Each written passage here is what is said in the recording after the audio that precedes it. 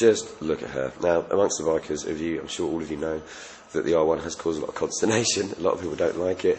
To me, I think it's one of the most distinctive, sexy, beautiful bikes out there. Good morning, by the way. It's Saturday. It's the 7th of November. I did go out on it yesterday, but it was chucking down rain the whole time. I didn't get to take him out on that big mission. It was really torrential. In fact, even taking him out in B mode, you still got so much power on her. That's like their rain mode. But today, it's nice and sunny. It's Saturday. It's still wet out on the road, but I am going to do 2 diaries in one day. Doubling up, because I'm going to get myself lots of onboard footage of this, giving you my visceral my impressions of the bike, just as a rider, just as someone who's ridden a lot of different bikes, someone who's ridden a lot on track and things like that, just to give you my kind of visceral feelings.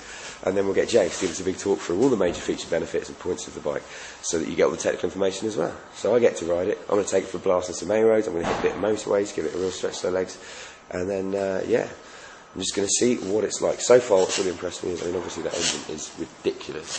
I've never heard anything like it. I've never ridden anything like it. The way I combine the two, I suppose, is like a mixture of the Triumph Thunderbird. If you could ride that 600cc parallel twin on there, and the Buell 1125CR, the kind of twin on there, mixed with, say, something like for a Gixxer 1000 it's just weird. It's got such high revving potential as well, and it spins so highly that, there's the engine braking is really minimal, so it kind of catches you out a little bit, but because the handling is so good and the suspension just rides over anything, it's lovely. It's lovely. It sounds really sad, but you can just really put it to corners quick. Right, anyway, I've been talking for 1 minute 40 seconds. I'm going to start this up, because this is the greatest sound known to man.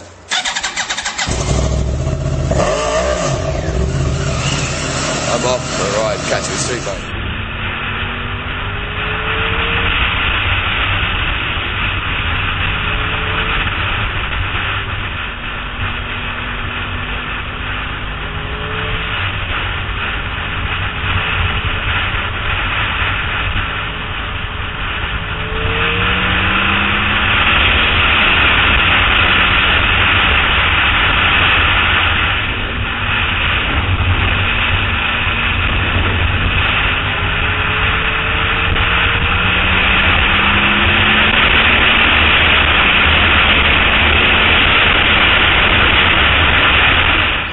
So, we made it to street bike in one piece. Look at that. To me, this has just become, probably, for me personally, the ultimate riding experience. I've just been chatting to Alex about it from street bike and saying, what I look for in bikes, what bikes have really, really appealed to me in the past, from the Triumph Thunderbird, because it had the raw power of the rocket and the sound and that feeling of brutalness, but it handled beautifully and was, like, I wouldn't say manageable, but do you know what I mean? But just looked amazing.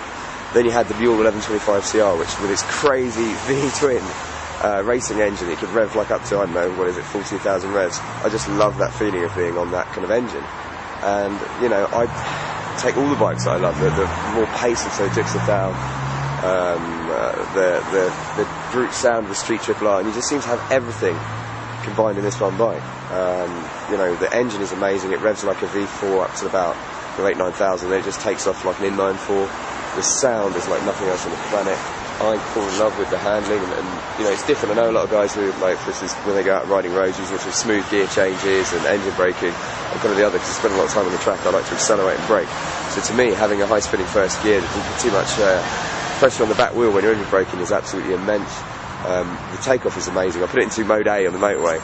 Yeah, I'm hardcore. Just to get some acceleration, kind of 40 to 70, and it's so much sharper and tauter because it's, it shortens the throttle response, the braking response, everything, and suddenly it just wants to take off, and it's that front wheel will come up. You've got to have your body position on the bike right when you ride this thing. But I'll tell you what, with the suspension, I keep saying I'll tell you what as well, which I mentioned earlier, that it's not as taut on it as in some other full-on tracked out races, because I don't like that so much. When you're going over the Spaghetti Junction, you come into a roundabout and you hit a pothole and you lose traction on the front wheel and you lose the ability to steer because it's so race set up. Roads aren't like tracks, unfortunately. If they were, that'd be perfect. I'd just ride a track bike all day. But this is that little bit more forgiving, and it just means you can smooth over those things and focus more on your racing lines and your actual braking points and stuff without having to worry about the wheels coming off the ground. I love the look. Obviously a lot of people don't, but if you're getting a bike like this, obviously the looks, to a lot of people would be important, but just for sheer riding experience, for me personally, this is, obviously everyone is different, and I know I'm probably going to have a row with Leo the next few days putting Honda about this blade, and Jason will talk to him a bit later, but for me personally, it's possibly my perfect bike, so much so I'm actually going to go inside and think about buying one. Probably can't afford it, but do you know what? fun I've had on this just in 2 days, and today's the only sunny day I've been able to take it out. It's amazing, absolutely amazing. Triple thumbs up from the Wilkins. That's with my cousin Sheila.